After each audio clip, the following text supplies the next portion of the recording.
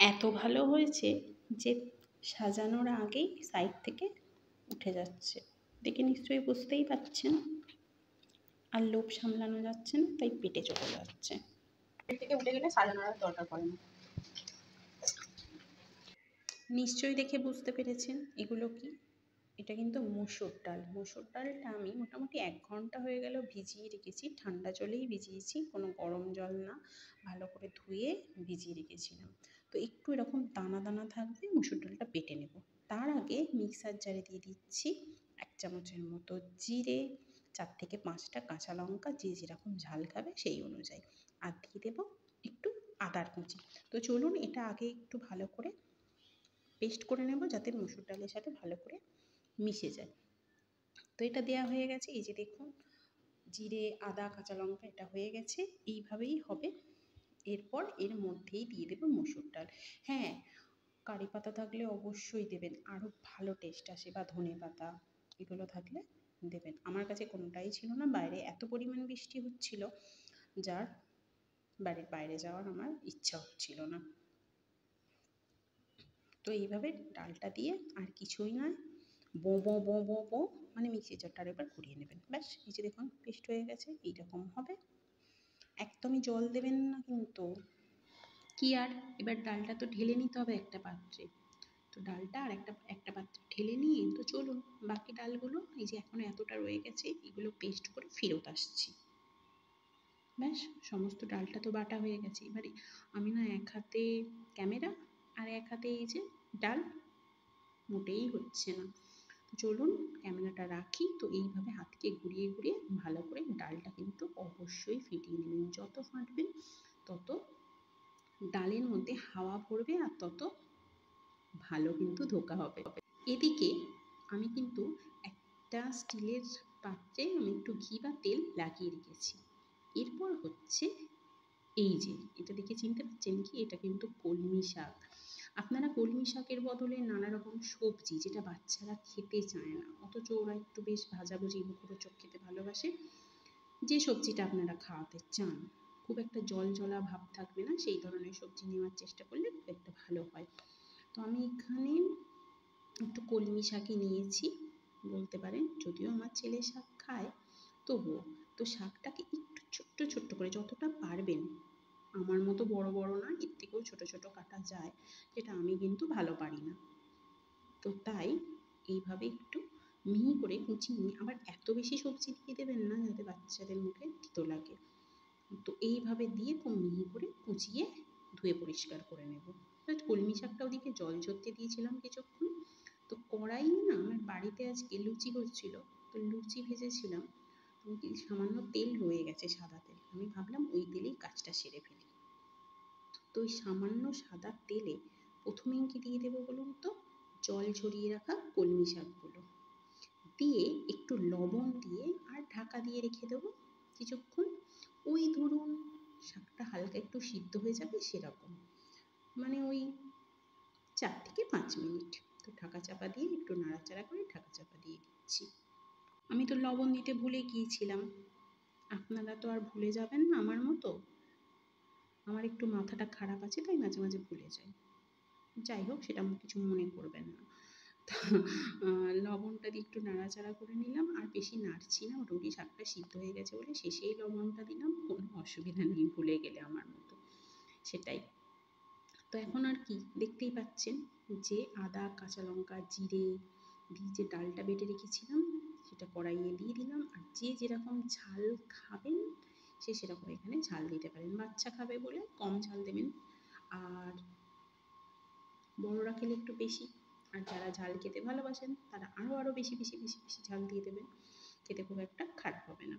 তো এটাকে ততক্ষণ পর্যন্ত নাড়াচাড়া করতে হবে মিডিয়াম ফ্লেমে, যতক্ষণ না ডালটা একদম শুকিয়ে যায়। মানে কড়ার গা থেকে এমনি ছেড়ে যাচ্ছে, তবুও একদম এই যে জল জলা ভাবটা শুকিয়ে একটা শক্ত মতো ডোয়ের মতো তৈরি যতক্ষণ না হয়ে যাবে, ততক্ষণ এটা নাড়াচাড়া করব। মানে ওই ধরতে পারেন মিনিট 5 তো নাড়াচাড়া করতেই হবে। আর এই মুহূর্তে আমি দেখে নিয়েছিলাম এখানে লবণের পরিমাণটা ঠিক আছে কি, আপনারা সেটাও চেক করে নেবেন। আর বেশি কিছু নয়, এটা হয়েই এসছে। ওই যে পাত্রে ঘি মাখিয়ে রেখেছিলাম বা তেল, তার মধ্যে ঢেলে নিলাম। তো চলুন, ঢেলে ফেলেছি এই যে ওই পাত্রটার মধ্যে। আর একটা পাত্রে দেখে আনেন একটু ঠান্ডা জল নিয়েছি, কারণ এটা ভীষণ গরম, আর গরম গরম কড়া থেকে নামিয়ে এই কাজটা করলে ভীষণ ভালো হয়, খুব ভালোভাবে বসে যায়। তাই একবার করে হাতটা যাতে না খুব পুড়ে পুড়ে যায় হাতটা, শীতকাল হলে এতটা হয় না, এটা যেহেতু এখন ওয়েদারটা তো খুব শীতকাল না, বর্ষা ওয়েদার, বাট তবুও খুব একটা ঠান্ডা নয়। এইভাবে জলের মধ্যে হাত ডুবিয়ে ডুবিয়ে করতে পারেন, তাহলে হাত পুড়ে যাওয়ার ভয় থাকে না, আর বসেও খুব ভালো জলটা দিয়ে, মানে পুরো সমান হয়ে যায় বলতে পারেন।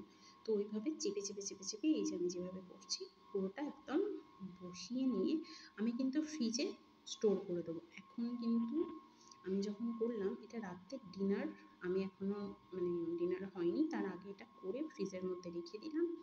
নেক্সট দিনে আমি সকালে বা বিকেলে চায়ের সাথে যখন খাবো তখন পিস করে কেটে নিয়ে ভাজলেই হবে।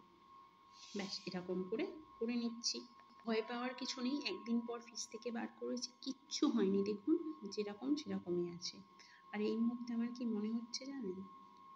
হ্যাপি বার্থডে টু ইউ, এটাই মনে হচ্ছে। যাই হোক, আমি কাটাকাটি করিনি, আমি যেরকম পারি শেপ দিয়েছি। আপনারা ডায়মন্ড শেপও দিতে পারেন আর চৌকো চৌকো শেপও দিতে পারেন, আপনাদের ইচ্ছা। পেটে যাওয়া নিয়ে দরকার, মানে খাওয়া নিয়ে দরকার। তো আমি মোটামুটি ডায়মন্ড শেপ দেওয়ার চেষ্টা করেছি। ব্যাস সবকটা কাটা হয়ে গেল। এরপর কি ভাজার পালা, চলুন কড়াইয়ের দিকে যাওয়া যাক। মোটামুটি কড়াই বসিয়ে দিয়েছি, আমার ঘরোয়া রেগুলার কড়াই, সেই কড়াইয়ে আমি ফ্রাই করব। আলাদা করে কোনো ননস্টিক প্যান বা কিছু নিইনি, আমি কড়াইয়ের ডেলি রান্না করি, সকাল বিকাল, মানে যখন যা ইচ্ছা রান্না সবেতেই করি। কী হয়েছিল জানেন, মশা পড়ে গিয়েছিল তেলে, তো সেটা তুলে ফেলে দিলাম। যদিও তেলটাও চেঞ্জ করে নিয়েছিলাম, সেটা কিন্তু ভিডিও করা হয়নি। আর এর মধ্যে তেলটা গরম হয়ে গেলে এটা মিডিয়াম ফ্লেমে দিয়ে আস্তে আস্তে করতে হবে। আর প্রথমটা আবারও বলছি ভেঙে যাবে, আবারও মানে একবার বলে দিচ্ছি, প্রথমটা একটু ভেঙে ভেঙে যায়, মানে হতে চায় না। কারো যদি হয়ে যায় লাকিলি খুবই ভালো, সেটা আমার হয়নি, আমি যতবারই ধোঁকা করেছি প্রথমবারে ভেঙে গেছে কড়াই এরকম ভাজার পর, দ্বিতীয়বারে ঠিকঠাক হয়েছে। এই যে দেখুন, যেটা বলছিলাম, এই যে দেখুন পুরো ভেঙে গেছে, গুঁড়ো গুঁড়ো হয়ে গেছে, এরকম অবস্থা। তো আমি একটা বড় চামচ বা হাতা যেটা হয় ওটা দিয়ে তুলে নেব। একটু ব্রাউন ব্রাউন করে ভাজবেন, আর চায়ের সাথে বিকেলে আর বাইরে ঝমঝম বৃষ্টি, দারুণ দারুণ দারুণ খেতে লাগবে। এই যে এরকম শেপ দিয়ে দিয়েছি, দেখেছেন এইরকম হবে। তো এটা বলছি উপর দিকটা যেটা থাকবে তার উপরটা, মানে উপরের দিকটা, সেটা নিচের দিকে আগে দেবেন। কারণ নিচের দিকটা না, যেটা স্টিলের প্লেট বা থালা যার মধ্যেই রাখেন, তো সেটা নিচের দিকে একটু হালকা ঘাম ঘাম হয়, ওই জন্য না ওই ভিজে অংশটা প্রথমেই কড়াইয়ে দেবেন না, ওতে আরও বেশি জড়িয়ে যায়। উপর দিকটা শক্ত থাকে, ওইটা দিয়ে দেবেন। তো চলুন, এগুলো ভাজা হয়ে গেছে, তুলে ফেলি। ব্যাস এই যে বললাম হাতার সাহায্যে আমাকে তুলতে হবে, কারণ সব ভেঙে গুঁড়ো গুঁড়ো হয়ে গেছে। এবার তুলেই নিলাম, যে যাতে এক্সট্রা তেলটা ঝরে যায় এরকম একটা ঝাঁঝরির মধ্যে, মানে ফুটোওয়ালা পাত্রের মধ্যে আমি তুলে নিয়েছিলাম। আর কি, আবার তো দিতে হবে কড়াইয়ে, গ্যাসের ফ্লেমটা একদম লো ফ্লেমে দিয়ে এটা দিয়ে এবার দেখবেন আর কিন্তু ভাঙবে না, আমি বলে দিলাম। এই যে দেওয়ার পর উল্টে দিলাম, চট করে উল্টে দেবেন, তেলটা ঠিকঠাক গরম হয়ে গেলেই হয়। প্রথমবারটা না একটু ভেঙেই যায় আমার, আশা করি আপনাদের আমার মতো হবে না, আপনারা খুব ভালো পারবেন। ভেঙে গেলে কি হবে, খালি মানে পেটে চলে গেছে, বাবা আর ছেলে নিয়ে চলে গেছে পেটে দেবে বলে। তো এইগুলো মোটামুটি বাকিগুলো ভাজাভাজি হয়ে গেছে। তো চলুন এগুলো তুলে ফেলি, তুলে ফেলে আপনাদের সামনে আসছি। সামান্য একটু টমেটো কেচাপের সাথে এটা সার্ভ করবেন, একদম সুন্দর, এটা দারুণ জমে যাবে। আর সাথে অবশ্যই গরম গরম চা রাখবেন। তো আবার দেখা হবে নতুন কোনো ভিডিওতে, সবাই ভালো থাকবেন, সুস্থ থাকবেন, টাটা।